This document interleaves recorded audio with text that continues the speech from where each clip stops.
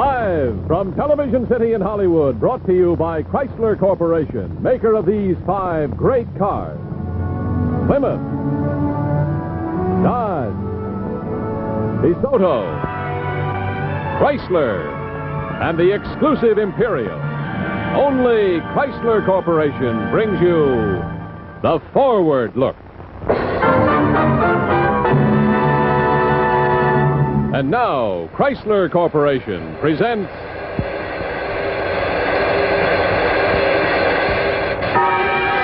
Michael Rennie.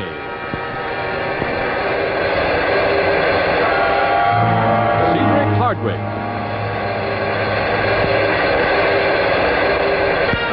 Mary Sinclair. Starring in tonight's production of CLIMAX. Now, ladies and gentlemen, your host for Chrysler Corporation, Bill Lundigan. Good evening. Tonight on Climax, Dr. Jekyll and Mr. Hyde by Robert Louis Stevenson. Starring in this classic story of the conflict between good and evil are Michael Rennie, CEDRIC Hardwicke, and Mary Sinclair. Mr. Rennie's appearance tonight was made possible through cooperation of 20th Century Fox Studios, and his next starring role will be in the CinemaScope color production 7 Cities of Gold. And now, Dr. Jekyll and Mr. Hyde, adapted by Gore Vidal on Climax.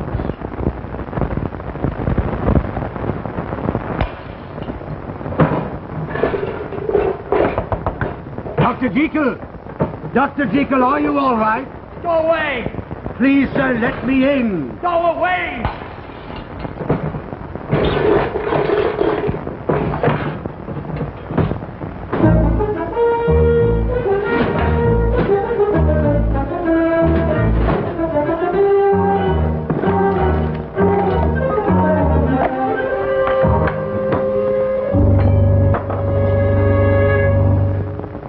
Come now, fool.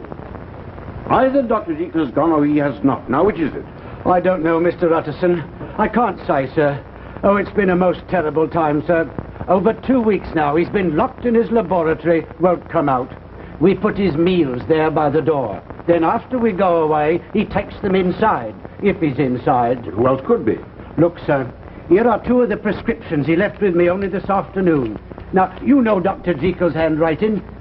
Is that his hand? Very odd. Very odd indeed. Yes, but is it Dr. Jekyll's writing? Well, yes and no. I should say that under great stress he might write like this. Oh, begging your pardon, sir, I think it's the other. The other? What other? Oh, you know, sir, you will remember him. His friend, Hyde, his name was. But Hyde disappeared a year ago. He wouldn't dare to return with the police after him. I believe he's back, sir, and I believe he's done something to Dr. Jekyll. We shall pay a visit to Mr. Hyde. If it is he. Yes, sir. I should bring a pistol, sir, if I went into that room. Yes. You may be right. After all, he is a murderer. I shall never understand why Jekyll took up with him. I think it was what you might call an experiment, sir. Dr. Jekyll knew some very strange people. Even murderers?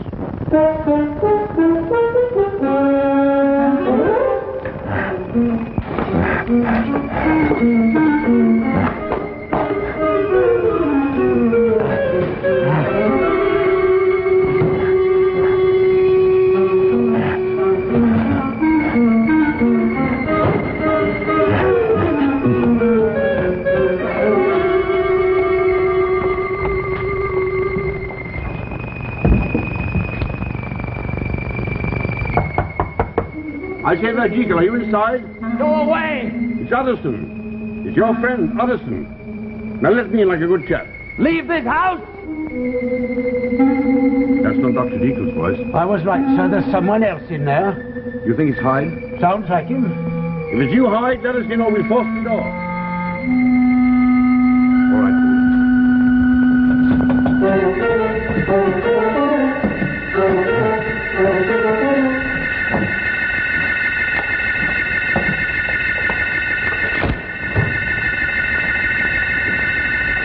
All right now. Where are you? He's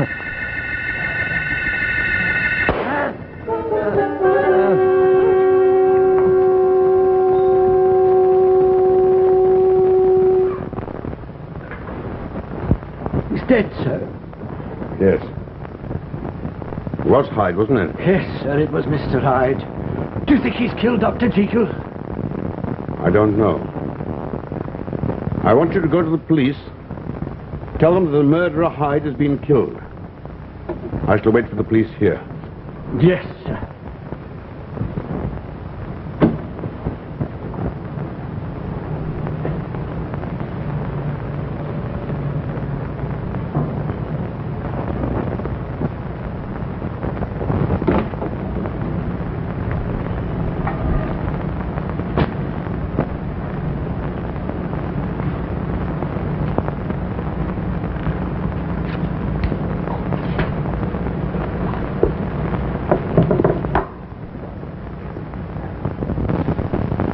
George Utterson, Esquire. To be opened in the event of my death or disappearance. Henry Jekyll.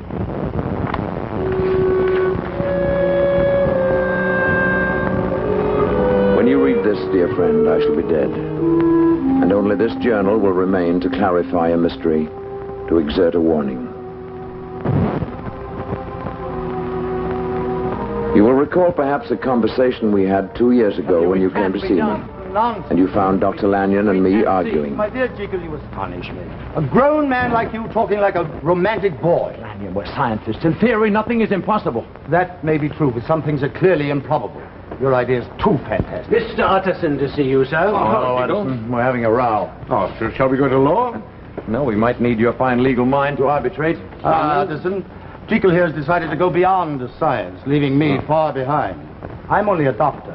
A simple, ordinary doctor. Like me. No. You're not simple, and you're not ordinary. You know what this outrageous fellow proposes to do? Raise the dead? Better than that. He wants to find the soul. He wants to play with it, to Now, you're experiment with simplifying. it. You're simplifying. I merely suggested that one way of discovering the nature of the soul would be to dissect it the way you would any other organism. Yes, but I was under the impression the soul was not tangible. Neither is the air, but we know it exists. We can alter it. See? Fire.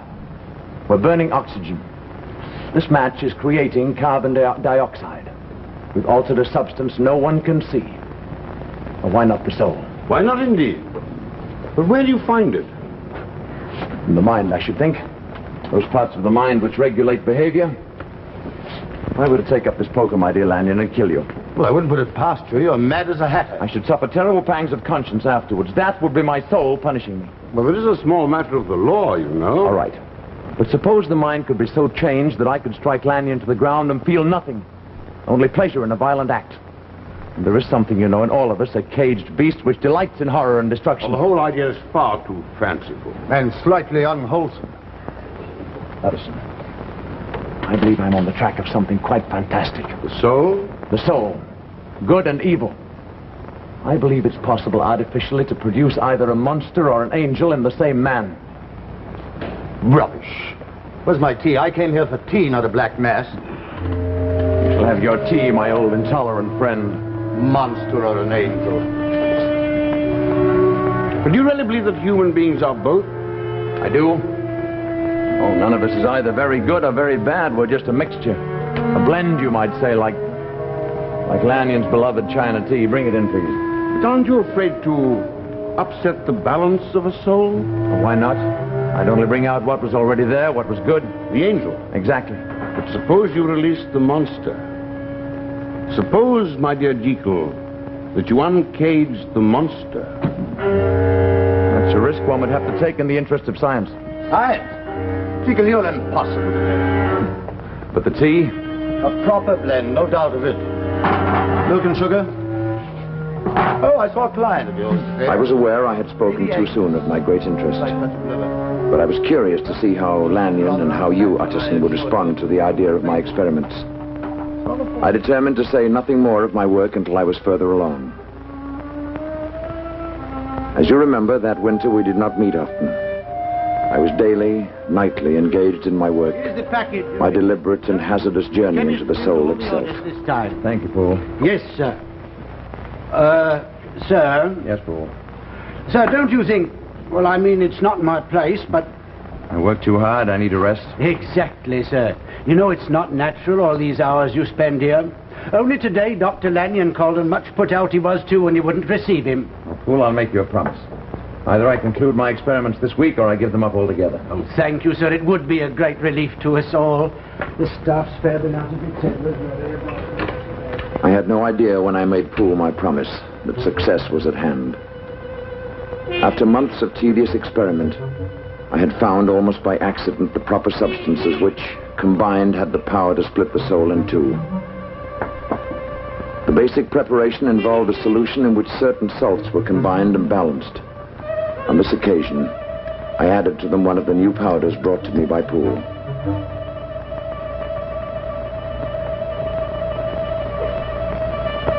The change in the solution's color was not anticipated. For a moment, I hesitated. I had been my own guinea pig from the beginning. I had tried on myself all the formulae which had failed. Now, if I was to succeed, did I dare take the consequences of my extraordinary act? I paused, uncertain, for a single heartbeat.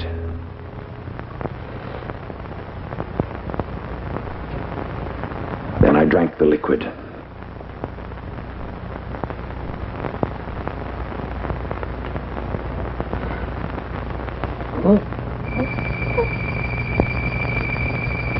For a moment, I thought I was dying, sinking into oblivion.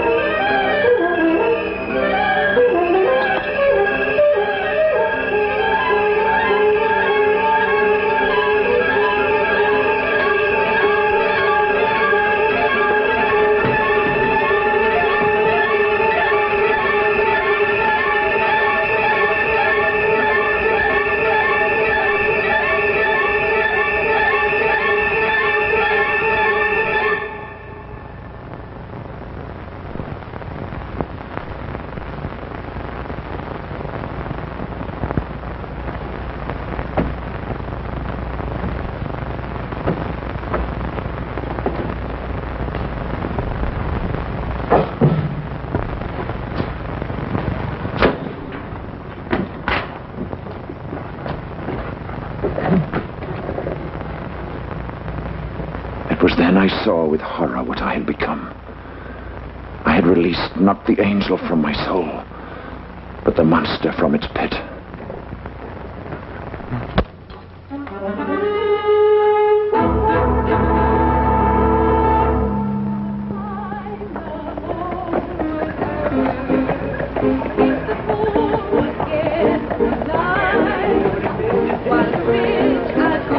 The monster, however, had a taste for pleasure, and I indulged him. I could, whenever I chose, become this creature whom I called Mr. Hyde.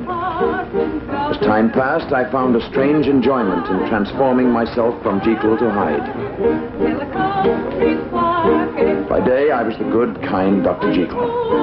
By night, I was someone else. A strange, a violent creature. I was the wicked Mr. Hyde.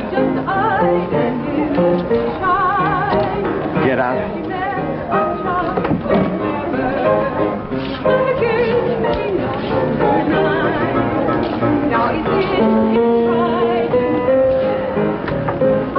Usual, Mr. Hyde. Usual. 2 glasses. Yes, sir.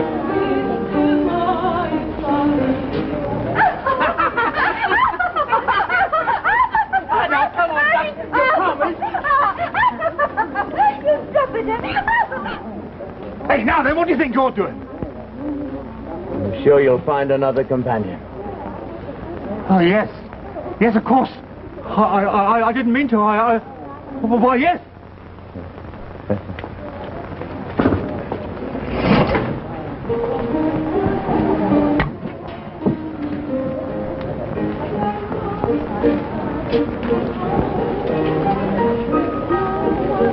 Why don't you sit down, my girl?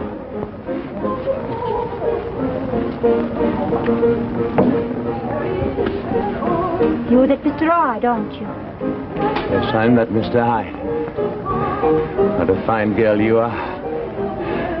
They say you're the wickedest man in London. Do they?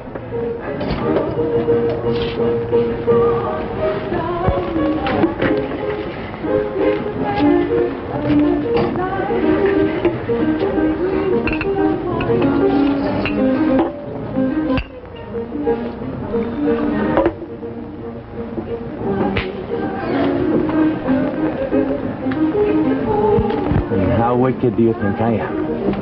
Oh, I don't know. But you're awful cheeky pulling me over here like this.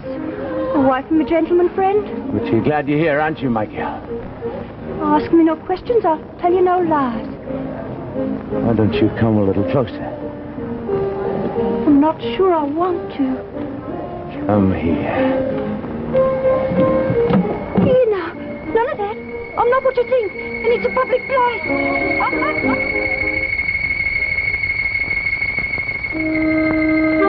Yes, my friend. I realized early that I was involved in an infernal game whose prize was nothing more nor less than my living soul. But I could not help myself. I enjoyed being Mr. Hyde. Hyde was younger, more daring than I. He did all the things I had only contemplated in shameful reveries. And at first, I saw no harm in unleashing Mr. Hyde from time to time.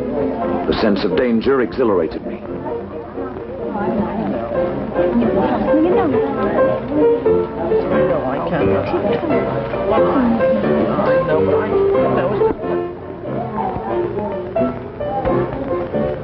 So it's Mr. Hyde. Come back to us. All right, my girl, let's go. Let's go, he says. Just like that. Just like he was a real fine gentleman or something. You'd better get a move on, mister. Gladly. Shall we move on, my girl? No, we will not. Now off with you. You filthy devil, get out of here. Filthy devil, did you say?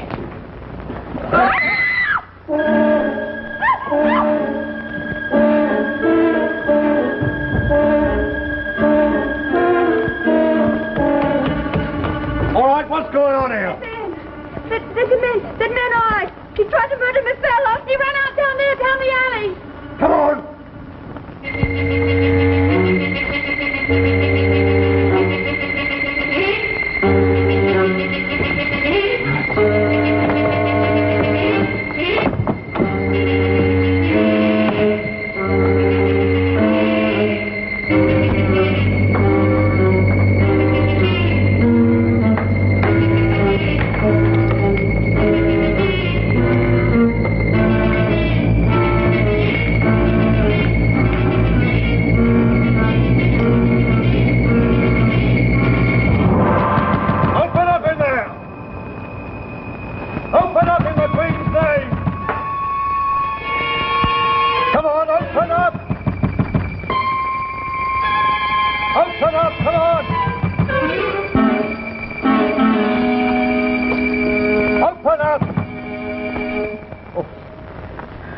Good evening, officer. Oh, it's you, Dr. Jekyll.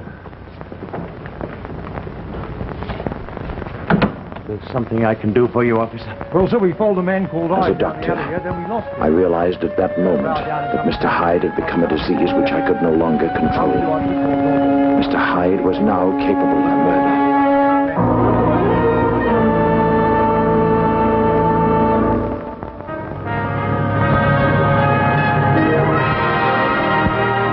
In just a moment, we'll return to the second act of Dr. Jekyll and Mr. Hyde. And now your host, Bill Lundigan. Each week, Art Gilmore announces at the start of Climax, live from Television City in Hollywood. Well, I thought that you might get a kick out of seeing Television City live from Hollywood. And here it is, Television City, live from Hollywood.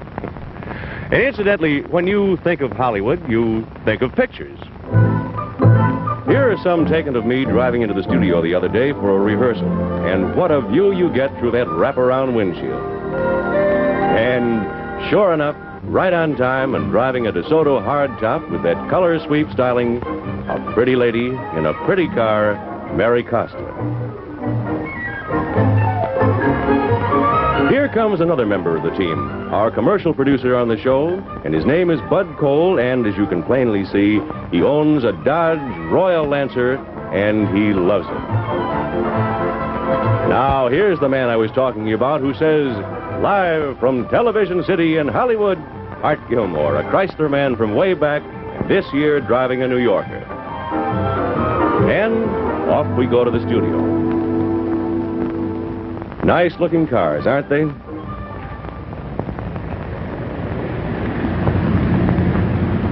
Hi, Mary. And you know something?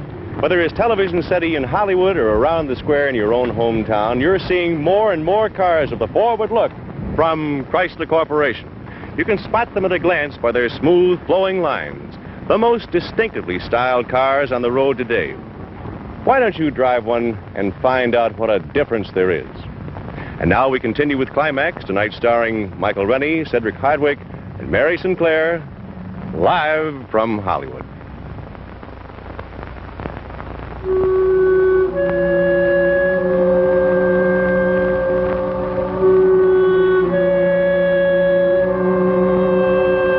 I vowed that never again would I take that potion which every fiber of my body now craved.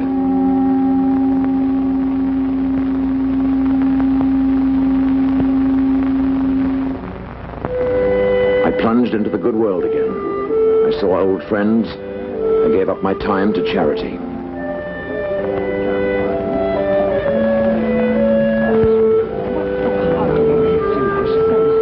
But I realized that should I ever again become Hyde, I might not be able to return in safety to my own house, especially since the suspicions of the police were already aroused.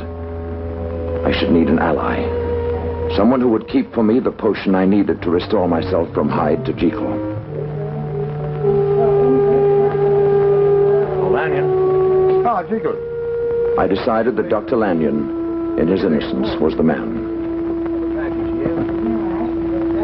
I gave him a package containing the potion, and I asked him to give it to a Mr. Hyde should that gentleman ever call. He'd only come to you if I was inaccessible. Well, all this seems to make very little sense, but I'll give it to him, of course. When does he have to call? Never, I hope. Confess now, dear Dr. Jekyll. Your ears have been burning, haven't they? Pleasantly, I hope. I've been telling Lady Agnes that you work far too hard. Oh, yes, indeed. We must... Suddenly, like a black cloud across the sun, their faces grew dim. Their chatter like the noise of starlings, and I knew I could not endure them for another moment.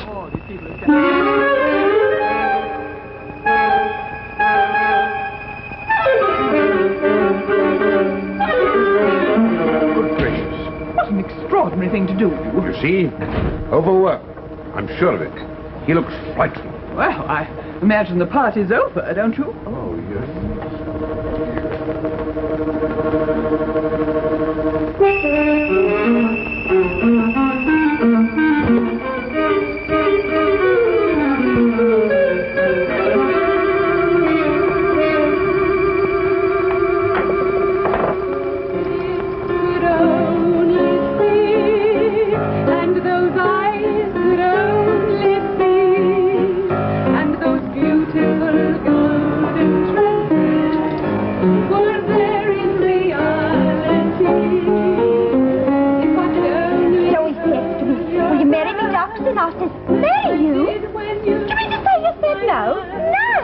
Are you out of your silly mind? I thought at first he was fooling me, till he takes me straight to meet his old mum. Then, of course, I says yes, just like that. Oh, you are a lucky one. I should think so. And he's a good, reliable sort he is. He works regular, which is important, I say. You're right.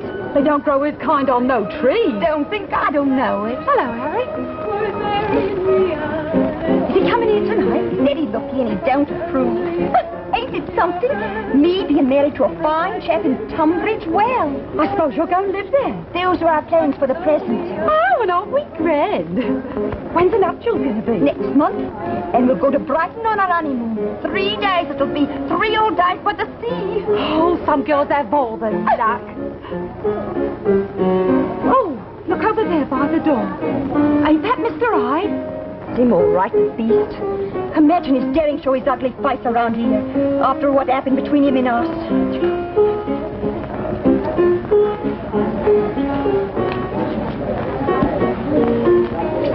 Smile, my girl. Aren't you glad to see your old friend? This girl's no friend of yours, so just find somebody else to bother. But I want to bother you, my girl. I'm sure you've missed me. Let's have a little wine in that booth over there. I'm waiting for my fiancé and have no time for strange men what don't behave themselves proper. Come. Who do you think you are now? The only one who's good enough for you.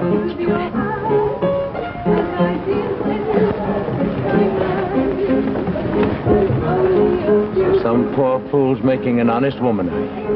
Don't talk to me like that. You like being talked to that way. Your man doesn't know how to talk to you. I do, but your man doesn't. No. Please, Mr. Hyde. Please. I can't stay here with you. You stay here with your friend, your only friend. Please, Mr. Hyde. I've got to go. You don't like me? I do.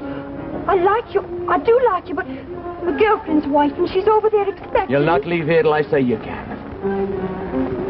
You and I are going to see a great deal of each other from now on. Oh, I'm so glad you're here. Where's my girl? She said she'd be here tonight. She was waiting for you. Then he came in, Mr. Hyde, and they're sitting over there. Oh. So he came back, did he? But he's going to get taught a lesson. Do be careful. Quickly. Here I am over here talking to Mr. Hyde. Oh, Mr. Hyde, I really must Sit down, my girl. She's going, Hyde. Go away. Listen, you're going to get a good thrashing, and I'm going to give it.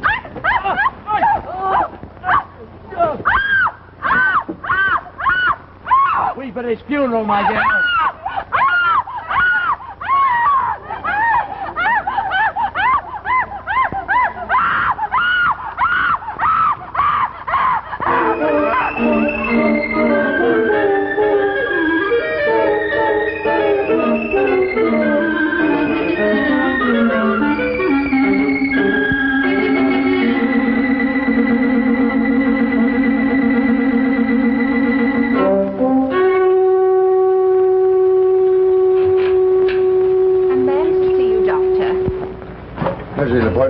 No, sir. He seems very agitated. Show him in. Will you go in, please?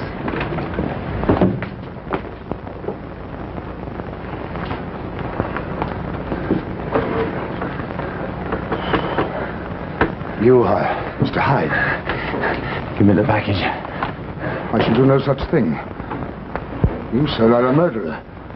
It is my duty to report you to the police. Get that package. You can't intimidate me. You promised, Jekyll. Now get me that package, then call the police if you like. I will not be an accomplice to murder. How do you know it was murder? Newspapers. In the name of your friendship with Jekyll, give me that package. Go to him yourself. I can't. No, of course you can't. He won't traffic with a killer, and neither will I. In the name of everything you love, give me that package. I will not help you. Get it!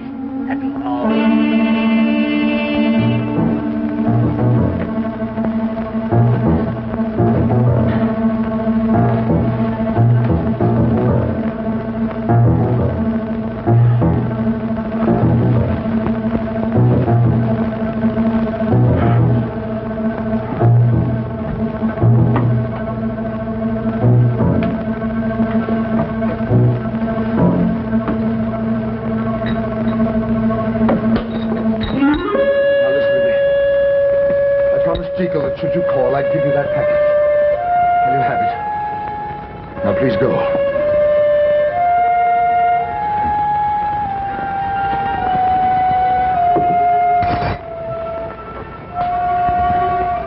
Now, Lanny, you who have always had such narrow views, you who have always derided my theories, behold.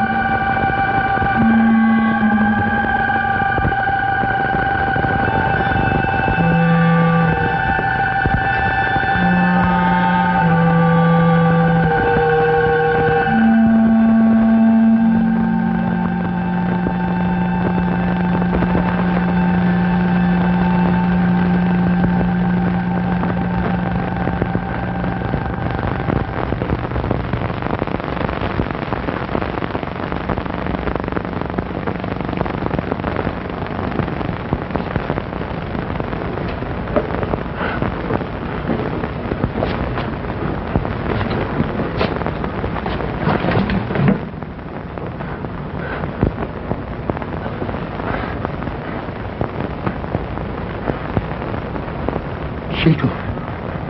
Help me, Lanyon. Is this witchcraft? No, Lanyon.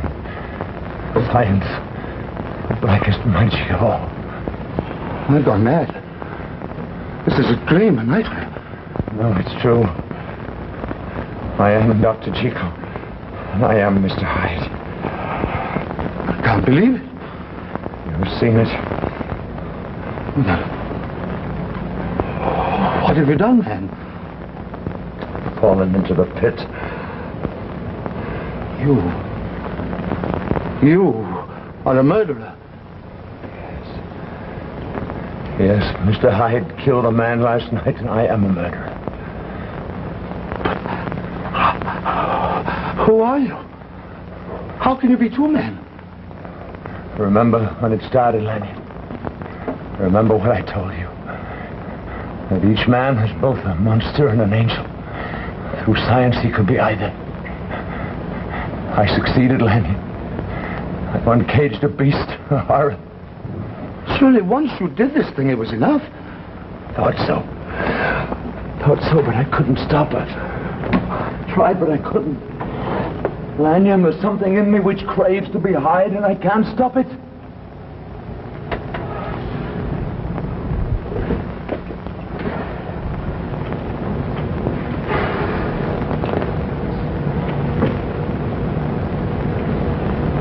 What now? I don't know. You have to do this terrible thing again? I don't know. I can't think. Is it like a drug? Must you become Hyde in spite of your better self? I'm not sure. But I know this. If I do this thing again, I shall die. I'm being torn apart by this beast. Then, Jekyll, I think it better that you die. You say this to your friend? Your old friend? I say it because you are my old friend. Because your soul may soon be lost forever if it's not already damned. Am I, Jekyll, responsible for what Hyde does? Can I help what this brute does? You are Hyde. And you chose of your own will to be Hyde. So you are a murderer and a blasphemer. I only wanted to find the soul as an experiment. You found the soul. You experimented. You've gone further than any man was meant to go. Your fate is no longer for man to decide. Lanyon, I'll never take that potion again, I swear it. The damage is done. The corruption has already started. Lanyon, I'll devote my life to others. I'll do more than that. I'll work in the charity hospitals. I'll do anything you say, Lanyon. Do what you must. Never see me again. Lanyon. You'd better go now. Lanyon, you and I are old friends. We have nothing to do with this other creature, Hyde. You are Hyde. But so are you. Every man has a Hyde within him. I have kept mine caged. I did what I did out of curiosity, out of innocence. Innocent? You meddling fool. You have dared to challenge God. You reek of hell. Get out! Get out.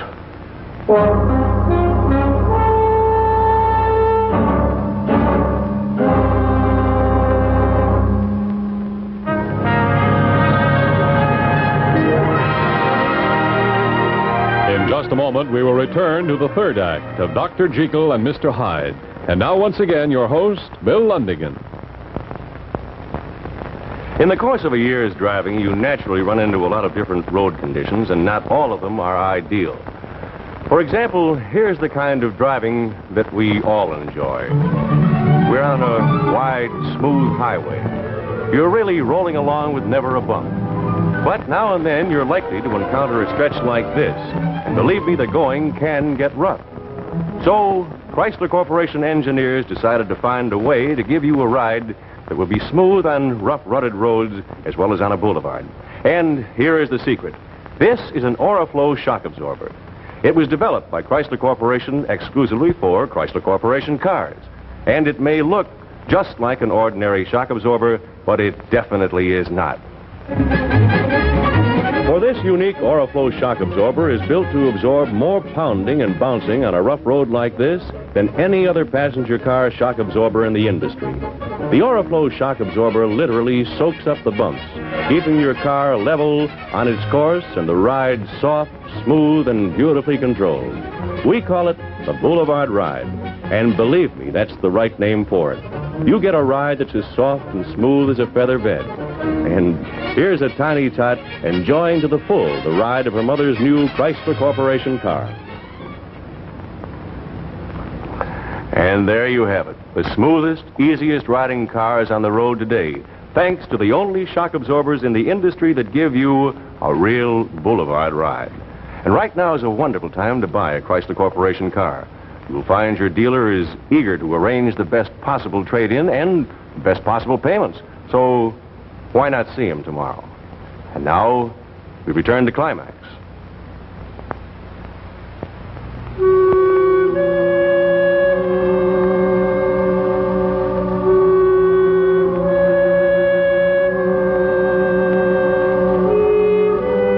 I refused to accept Lanyon's grim analysis.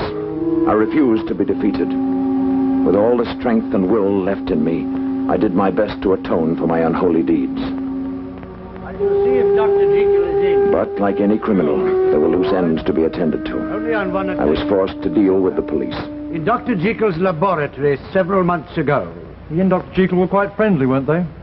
It would be presumptuous of me to say. I shall get the doctor.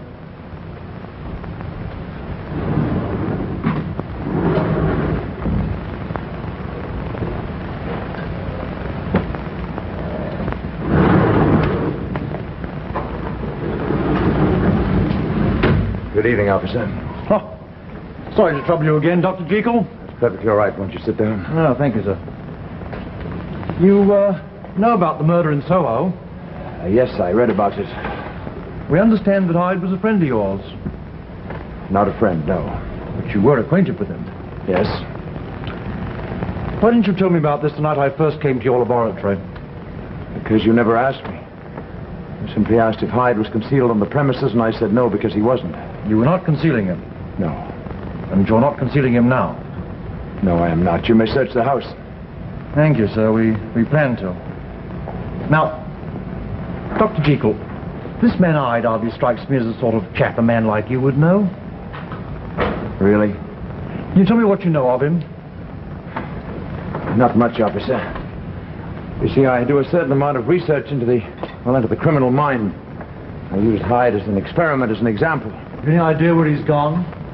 No, but I don't think he's apt to return to London. Then he has left the city? I should think so. You know, Dr. Jekyll, you could be in very serious trouble if you were to try to protect or conceal him now. Yes, I know that. Can I speak to you frankly, sir? Yes. Well, this man Hyde, he doesn't have anything on you, does he? I mean, he's not an extortionist or a blackmailer. Good heavens, no, officer. No, I detest the fellow quite as much as you do, and I'm free to denounce him if you should capture him. Good. I'm glad we can count on you. Now, have you any idea where he might have gone? Well, as I told The you... police were less problem than I'd anticipated. They believed that in some way I'd been victimized by the odious Hyde. And after a thorough search of my house, they left me alone. As time passed, they gave up their quest for Hyde, assuming he had left the country.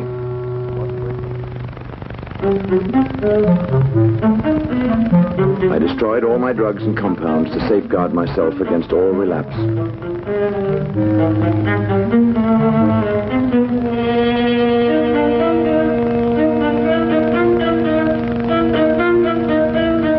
Now I would turn to charity, to good works, as I had promised Lanyon.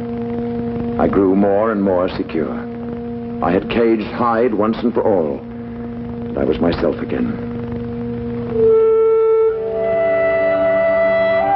So confident was I that I paid a call one evening to a certain cabaret in Soho.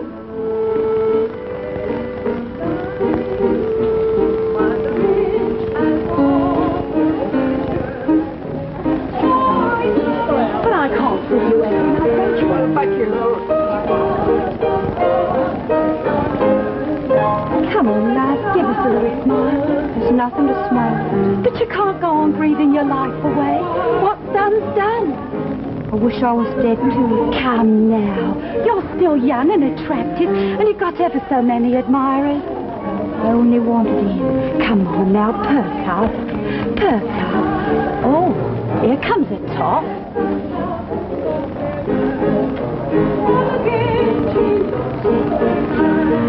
He's coming over this way. I think he's going to come and talk to you. You mark my words. Good evening. Good evening. Excuse me, I'll just go and join my friend. May I sit down? Suit yourself. You're not waiting for anyone? No, I'm not waiting.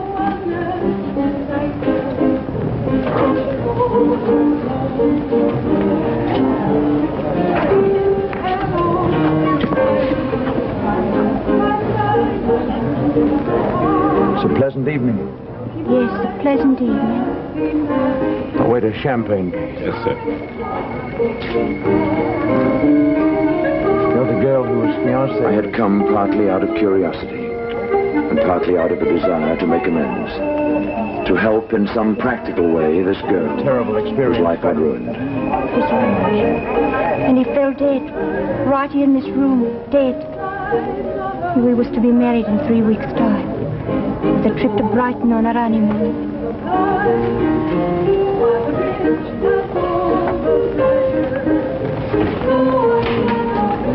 I'm sorry. Sorry. How can the likes of you know what it is to have your life end? But your life's not over. Not over, is it? How many chances do you think a girl down here has of a decent marriage? I'm sure you'll have many more. I should have known when I first saw him. What he'd do. What he was. Your fiancé? No, the other. Mr. Hyde.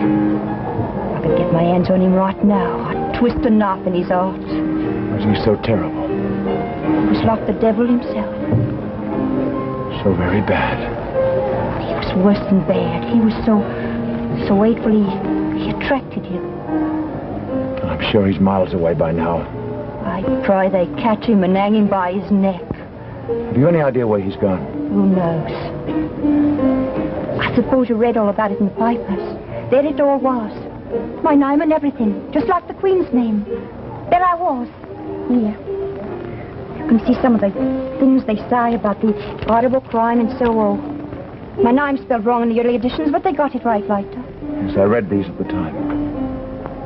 I don't know what my poor mum would have said if she'd seen her daughter's name like that. Of course, it was on the same page as the Queen's. My mum's dead. you like a little champagne? All right. That's a nice treat. I'd like to help you if you'll allow me. You know, none of that. Why, I ought to know who you are. I'm just an idle philanthropist. Oh. That's different. But don't get no ideas about me, even if I was involved in a crime of passion.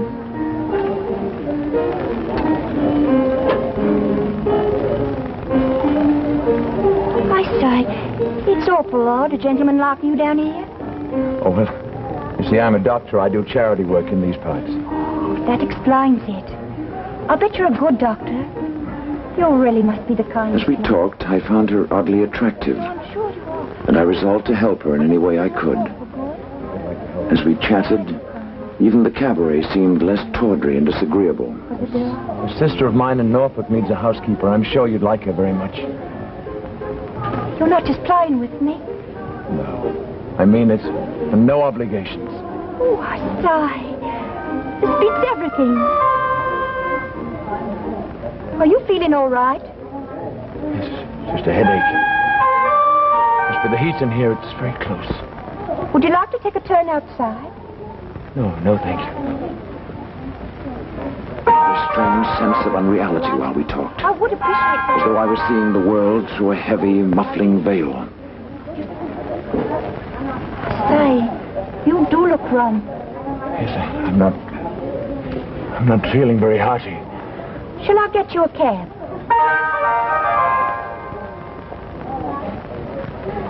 Yes. And we'll take a drive, my girl. What did you say? You heard. You sounded just like him for a moment. You frightened my girl.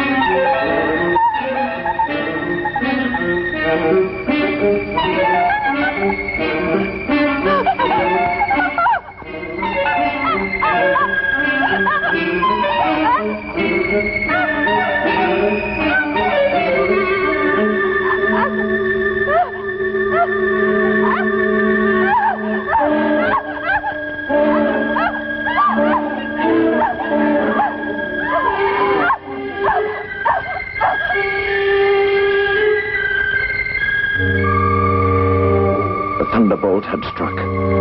I had become Hyde without wanting to, without having first taken the potion.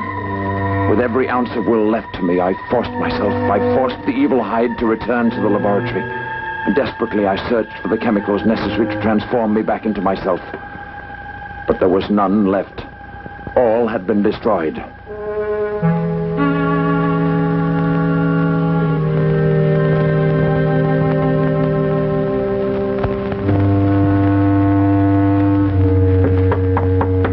Next morning, however, I found I was again myself.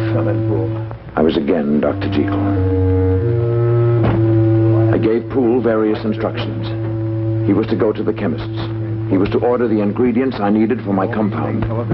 I spoke urgently, for I had no idea when I might again become that monster whose evil power over me was nearly complete. I don't want to see anyone, Poole. I'll be working in my laboratory for the next while.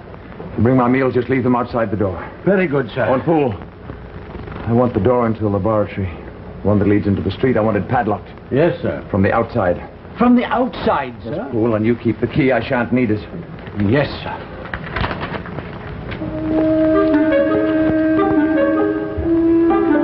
I took every precaution to keep the monster caged, at least within the house. So far, I have. Though the nightmare is now becoming more than I can endure. I no longer know which I am, Jekyll or Hyde.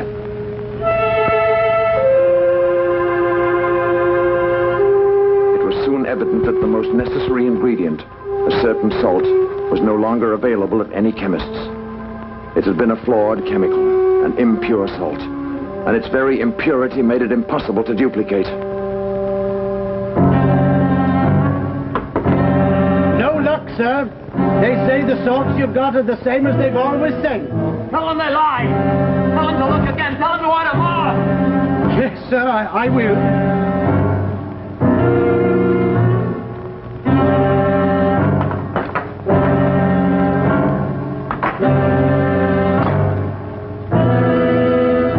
I have known now for some days that I shall never leave this room alive. I have given up all hope. My life is now a battleground where good and evil are at war, and the victory of either one will mean my death. So great has been my sin.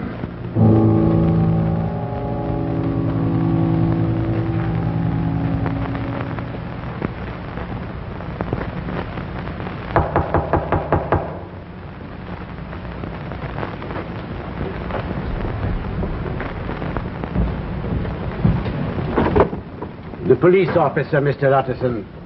The body's in here, officer. Well, we'll have a look and then I'll take your testimony. Who will ask me to come? It's all over now.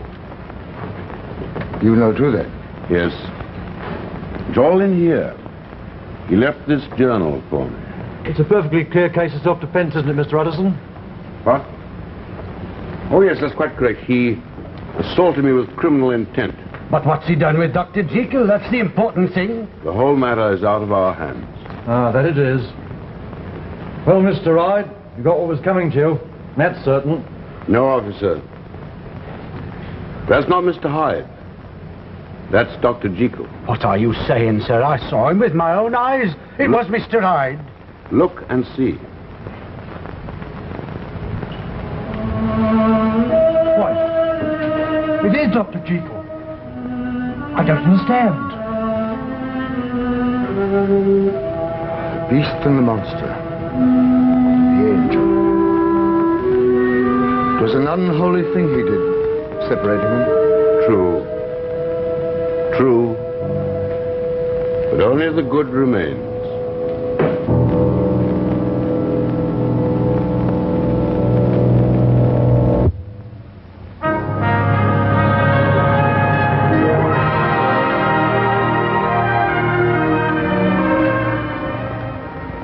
We've arranged a rather unique fashion show for you this evening. Now, maybe the fashion shows you're used to seeing feature what the best-dressed man or woman is wearing today.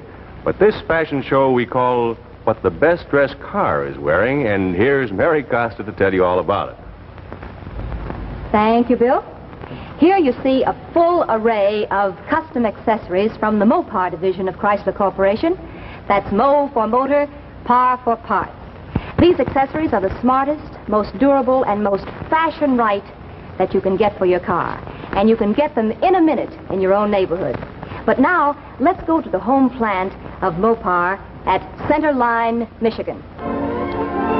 This is Mopar, the most efficient parts plant in the industry, where 2,000 employees work to handle each order the day it arrives, whether by teletype, by wire, or by mail.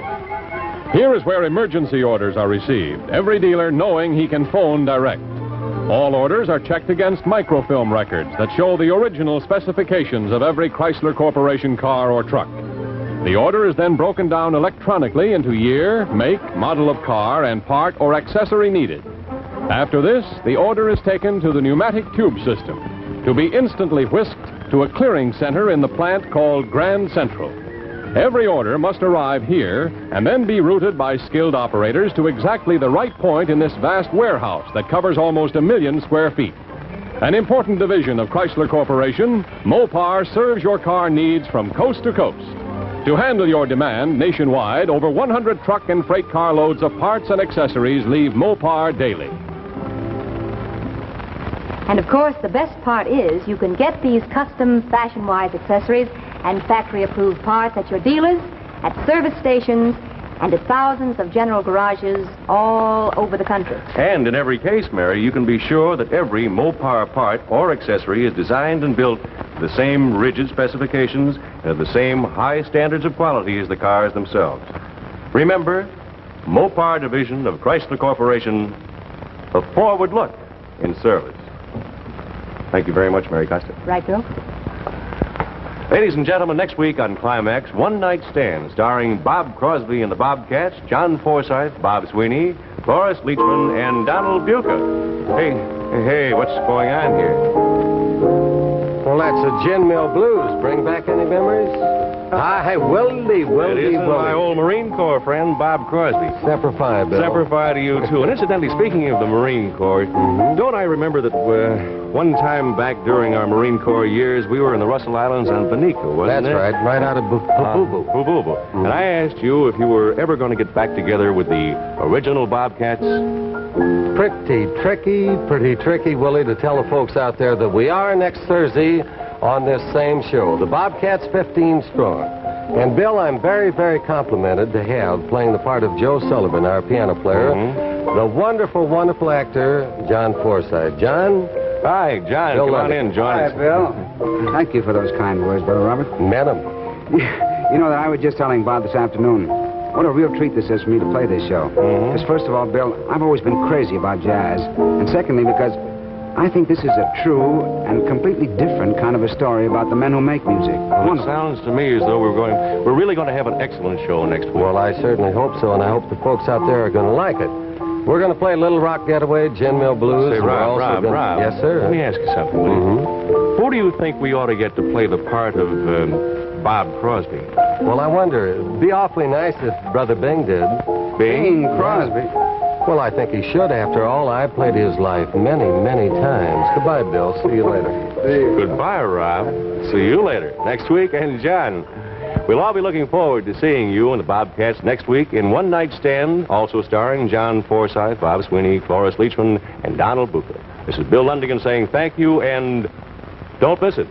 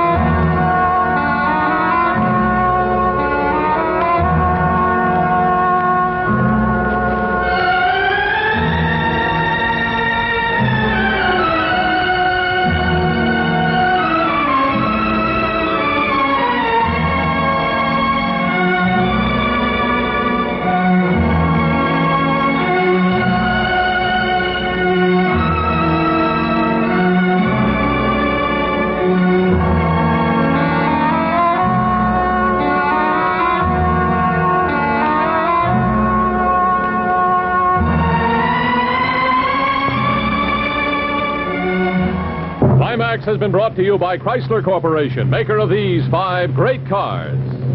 Plymouth, Dodge, DeSoto, Chrysler, and the exclusive Imperial. Only Chrysler Corporation brings you the Forward Look.